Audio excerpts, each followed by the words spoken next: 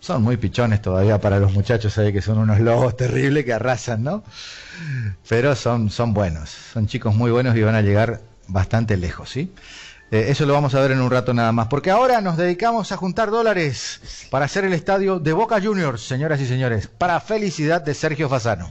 Estamos contentos. Isla de Marchi, sí, ahí era la ciudad de Boca, en los años 60 y 70, allí después se pusieron unos astilleros, pero bueno, ese es el proyecto de la oposición, vamos a ver si gana, ¿no? Oposición del actual de Riquelme sería, conducción, ¿no? Claro, de Riquelme, exactamente. Ajá. Así que bueno, esperemos ver cuáles son los resultados de las elecciones. Bueno.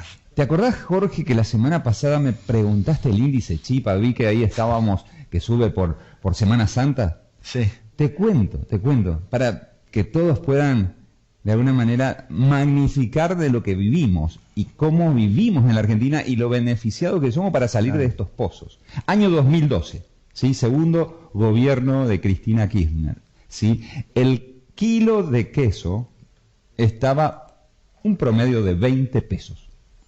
Ahora está un promedio de 2.000, 2.500, dependiendo el queso que vayas a comprar para hacer esa chipa. ¿Sabes cuánto es el aumento? 11.000% en menos de una década. Así que tenés más o menos una... Del año pasado, ahora la chipa en valor de pagar, digamos, subió un 500%. ¿Cierto? Al tiempo de Cristina... 2012 a 2022, para tomar una década, ¿no? 11.000%. Me pediste ese índice, te lo traje. 11.000. Sí, y te traje también algo para ir viendo, porque vi que Mauro se fue a comer un asadito al autódromo, me dijiste, ¿no? Sí. Entonces, el kilo de asado, año junio del 2012, ¿sí? Junio de 2012, 31 pesos. Uh-huh. Hoy un asado medio, ¿cuánto está? 1.500. 1.500 pesos. Sí, pongámosle 1.500, seamos generosos. El índice, 2.500%. 2.500%. ¿Qué nos ha pasado, no? Una década, estamos hablando 10 años, no estamos hablando 100 años, no. Nos pasó un búfalo por arriba, no una vaca, un búfalo. Tremendo. 2.500% entonces, ¿en cuánto tiempo? 2012 al 2022. 11 años. 10 años, digamos. Si lo tomamos a 2023 son 11, pero tomemos una década, ¿no? Una década. ¿Qué te parece, no? Háblame de inflación, ¿no? Y cómo vivimos, ¿no? La gente se sorprende. Le escuchaba a un economista decir esto, Jorge, le escuchaba decir que cada vez que va a convenciones en el exterior no le preguntan cómo salimos de estos pozos, sino cómo hacemos para vivir. Para seguir viviendo. Claro, se sorprenden por eso, ¿no? Y parchando, porque fíjate lo que pasó ahora con el tema de que nos calzaron parte de la deuda y todo eso. Lo vamos a hablar ahora, sí, sin lugar a dudas. Y el fracaso del Banco Central en su peor momento, ¿no? Sí. Y bueno, y ahora, como bien lo veníamos previendo a finales del año pasado, medio año realmente complicado si el ministro Massa no consigue los 10.000 millones de dólares que necesita de acá a julio, ¿no? Estamos bastante complicados. Pero bueno, comencemos con las noticias en generales nacionales. Quiero comentarte que el gobierno aumentó el salario mínimo vital y móvil a la cifra de 80.342 pesos mensuales, o lo que significa 401 pesos con 71 centavos la hora para aquellos que son jornalizados. Es decir, se elevó el piso del salario mínimo vital y móvil. Esto implica obviamente una relación directa a aquellos asalariados que están atados a la suba del salario mínimo vital y móvil. Pero interesante esta lectura, querido Jorge, porque hoy para no ser pobre en la Argentina necesita 140.000 pesos. Y el salario mínimo vital y móvil son 80.000. Entonces lo que podemos pensar es que el salario que garantiza el Estado como mínimo no alcanza para vivir dentro de un régimen que salga de la pobreza. Estamos por debajo, muy por debajo, 60.000 pesos para ser más exacto, de lo que es la persona que llega al límite de la pobreza. Así que... bueno, por un lado es bueno, pero por otro lado la recomposición salarial no es tal así. Pensemos también que los empresarios no pueden, con este nivel de actividad, con este nivel de... Ahora estamos entrando en una recesión por el tema de la inflación, no pueden llegar a los valores que a ellos de alguna manera le interesaría llegar. Ya le complica la vida llegar a estos valores que el Estado pide, más aún llegar a los valores de 140, 150 mil pesos. Hoy es el Estado nacional el que tiene mejores sueldos. No sé si vos sabías esto, Jorge. ¿Sí? El Estado nacional, provincial, municipal, son los que pagan los mejores salarios. El nivel privado quedó muy rezagado en relación al Estado. Pero lo más incoherente de esto es que quien financia el Estado es el privado, con su masa impositiva. Entonces, hoy, si bien el empleo privado quedó relegado en cuanto a valores en relación al empleado estatal, lo que tenemos que tener en cuenta es que el empleado estatal está siendo financiado por el privado, ¿no? Sí. Entonces, tenemos... Qué cosa rara, ¿no? Estamos al revés, en el reino del revés acá. Bueno, el Banco Central obviamente evaluó y levantó las tasas, porque una de las metas del Fondo Monetario Internacional tiene que ver con que las tasas del Banco Central, o lo que está pagando el Banco Central, esté por arriba de la inflación. Así que esto significa mayor giro financiero del Estado, eso significa mayor endeudamiento, mayor emisión, y a la larga esto, sin lugar a dudas, si no bajamos la inflación, se vuelve una bola de nieve difícil de frenar. Hoy le ponemos un nombre a esa bola de nieve y le decimos LELIC, ¿no? Las letras del Estado que son endeudamiento puro doméstico. Así que bueno, estamos frente a un panorama bastante complicado de cara a julio. En la que sigue te quiero comentar también que la semana pasada estuvo bastante movidito porque los commodities, específicamente la soja, en Chicago cayó un 9%. O sea, si ya teníamos mal con el tema de la sequía y veníamos mal con el tema de lo que iba a ingresar porque no se pudo plantar y la cosecha también iba a ser mermada en casi 20 mil millones, ahora nos cae a nivel internacional el precio de la soja. Entonces el commodity cayó. Por supuesto también esto se va a reflejar en el ingreso de divisas. Atento con esto porque a los 20 mil millones que ya se preveía que iba a caer el ingreso de divisas por la sequía, se le suman alrededor de 1.800, 2.000 millones de dólares más que no van a ingresar por la caída del precio internacional de la soja. Y el tema de la harina también cayó un 9,9% a nivel Chicago, a nivel internacional. Así que estamos, aquellos que son productores de harinas en las diferentes facetas, también tienen una merma sustancial de casi un 10% de lo que ellos preveían como ingreso para este año. Así que tenemos un panorama bastante complicado. En función de eso, el Ministerio de Economía, a través de su ministro Sergio Massa, que estuvo de viaje, estuvo reuniéndose con el Fondo Monetario Internacional, hizo una serie de anuncios la semana pasada para tratar de calmar lo que se empezó a movilizar, Jorge, jueves y viernes. Y lo que anunció es el nuevo dólar agro, ¿sí? Este dólar que de alguna manera viene a englobar toda la actividad agropecuaria. Le podríamos poner el dólar soja 3, pero no, ahora sale el dólar agro, que en el mes de abril se estaría conociendo un dólar diferencial para la soja y duraría 30 días. Y para el resto de la parte agropecuaria estaría por 90 días afectando directamente a las economías regionales.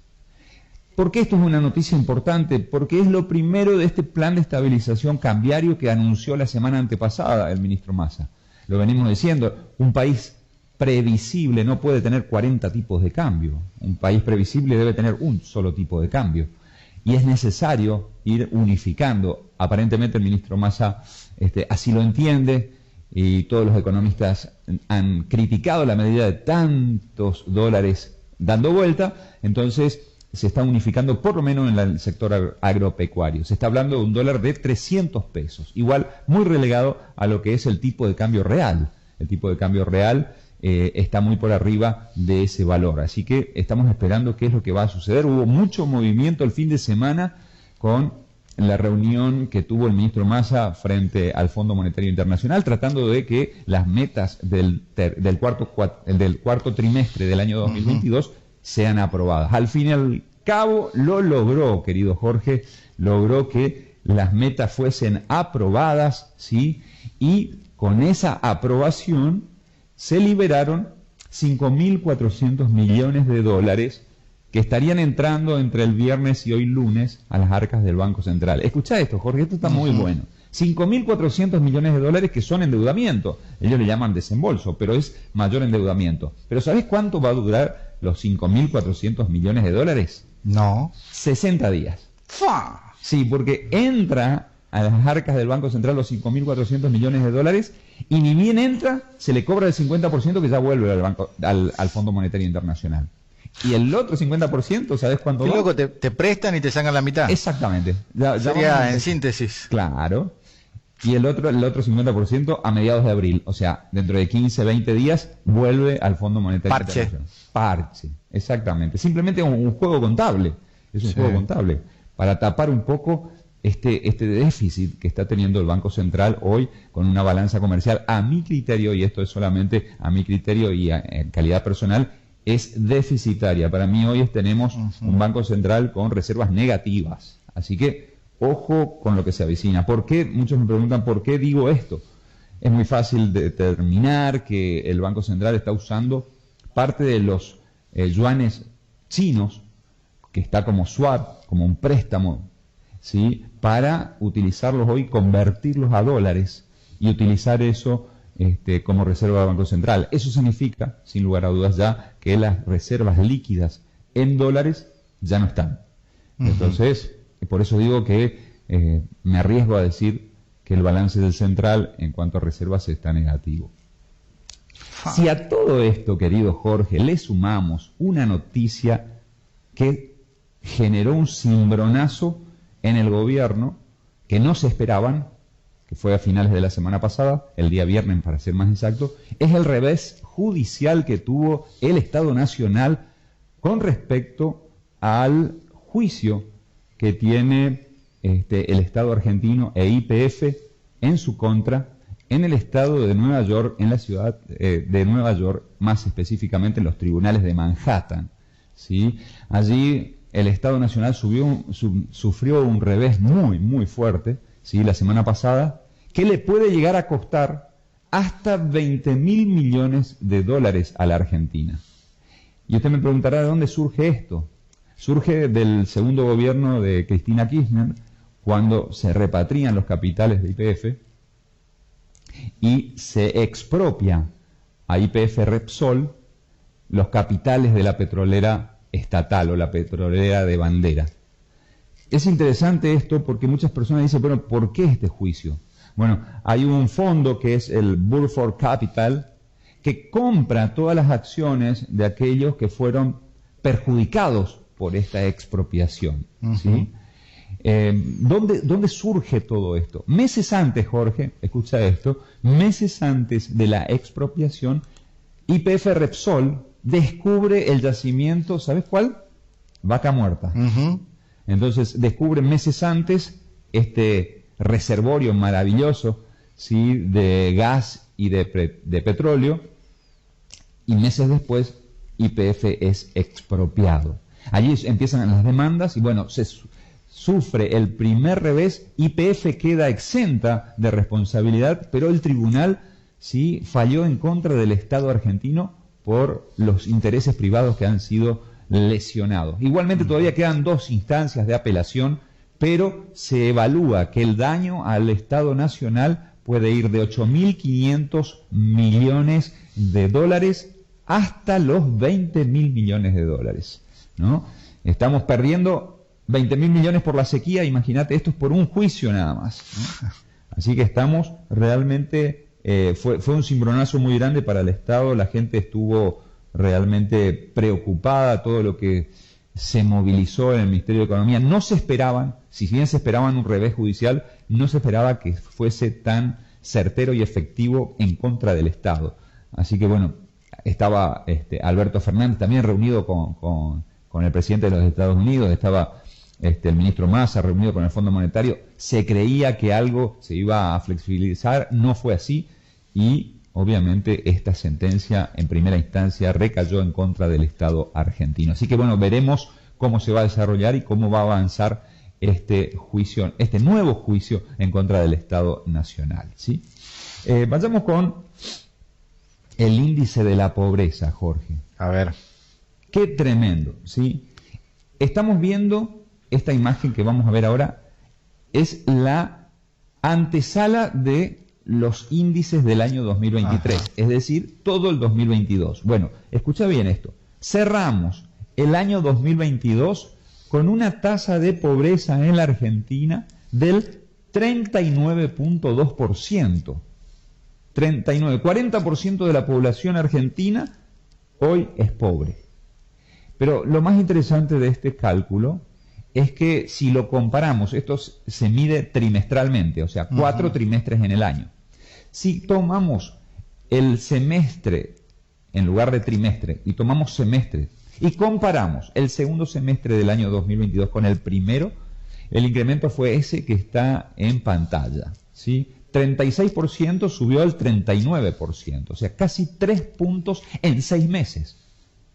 3 puntos son 1.200.000 cantidad de habitantes. 1.200.000 personas pasaron a ser pobres de un semestre a otro en el año 2022. Y es el miedo que el Estado tiene, o el temor que el Estado tiene, de cara a las PASO, a las primarias abiertas, simultáneas y obligatorias del mes de agosto. ¿Por qué? Porque justamente a mediados de año se da a conocer el índice del primer semestre, o de los 2 primeros trimestres, si usted lo quiere así. ¿Y qué va a pasar? Se estima que esa cifra del 39.2% va a subir por lo menos 3 puntos más. Entonces, de cara a las PASO, realmente el panorama político, si se quiere, es muy, muy complicado, de cara a que un mes antes de esas PASO se va a estar dando a conocer el índice de la pobreza en la República Argentina, que con seguridad superará el 40%, ya estamos en 39.2%, se supone que va a llegar casi al 42%. 42% de los argentinos son pobres. Te lo pongo en un material gráfico, si se quiere, querido Jorge. De cada 10 argentinos, 4 somos pobres. Es decir, de cada 10, usted ve en la calle 10 personas caminando, 4 son pobres. Si lo quiere poner en otro contexto, de cada 100 personas que están en el supermercado, 40 son pobres. Y pobre es el que gana, puede estar ganando por debajo del mínimo vital y móvil, sería una cosa así. De los 140.000 que te comentaba, porque para no ser pobre hoy en la Argentina es 140.000. Como decíamos hoy, el mínimo salario, el salario mínimo vital y móvil son 80.000. O sea que el salario mínimo no alcanza a suplir la línea de pobreza, ¿no? Es muy interesante esta cuestión. Frase del día, te cuento la frase del día. La rescaté un poquito a esta frase, querido Jorge, es un poquito atrasada, pero ¿por qué la pongo? La pongo por mis padres, ¿sí? La pongo por mis padres. Esta frase es de un jubilado de la ciudad de Salta, lo dijo en el mes de diciembre, y dice, vivo cartoneando, ¿no? Cuando lo entrevistaron. ¿Te acordás que salió en todos los medios? Vos también lo sacaste aquí. ¿Y por qué lo pongo? Ayer estuve en Oberá con mis padres, son jubilados también, y hablando de todas estas cuestiones me decía, no nos alcanza para comprar carne, Sergio, me decía, ¿no? Si ya mi capacidad no llega. Y bueno, me lastimó el corazón, Jorge. Mis padres aportaron al sistema jubilatorio 50 años trabajando. Es más, mi padre hoy tiene 81 años, sigue trabajando y sigue aportando dentro de todos los impuestos de este universo fiscal, si se quiere, de la Argentina. Entonces, traje esta frase, ¿no? Vivo cartoneando. ¿Cómo puede ser que un jubilado que trabajó toda su vida, que aportó el dinero para su jubilación tantos años, hoy tenga que salir a juntar cartones, latas, y tenga que ir a vender eso y sobre todo este jubilado que decía, estoy enfermo del corazón, ahí tenemos, gracias Javi, estoy enfermo del corazón y tengo que salir a cartonear, ¿no? Es decir, ¿qué nos ha pasado como Argentina, querido Jorge? ¿Qué nos ha pasado como argentino? Un país sumamente rico, un país que tenemos para alimentar a más de 400, 500 millones de personas. Sin embargo, nuestros queridos y amados jubilados tienen que salir a la calle Claro. diariamente a juntar cartones, ¿no? Qué dolor nos produce esto, ¿no? La verdad que sí. La carne, como decías vos, un asadito, 1.500 pesos, ¿no? Siendo generoso. El mes, digo, el kilo. El kilo, Sí, claro. Sí. Tremendo, ¿no? Bueno. ¿Y cómo terminaron los dólares la semana que pasó, querido Jorge? ¿Te acordás que te había dicho que era simplemente una medida transitoria esto de no quiero utilizar mal la palabra, pero la compulsividad en la toma de los bonos en dólares del ANSES, ¿te acordás? Que te dije que para mí era simplemente una medida transitoria. Bueno, los dólares confirmaron mi versión de la semana pasada. Fíjate, el blue, todos los dólares se fueron para arriba, el blue subió 6 pesos comparativamente hablando de un lunes al otro, el dólar oficial se fue 3.74 para arriba, y aquí está, el contado con liqui, fíjate cuánto había bajado y cuánto subió en 7 días, 20 pesos. Es decir, otra vez volvió a superar la barrera de los 400 pesos, se estableció el viernes a última hora en 406,54. Vamos a ver cómo amanece hoy. El MEP por primera vez en su historia está rozando la barrera de los 400 pesos, y esos son los 2 dólares financieros que nos dan a nosotros, de alguna manera, el panorama en el cortísimo plazo de lo que puede llegar a suceder con el blue, con el paralelo.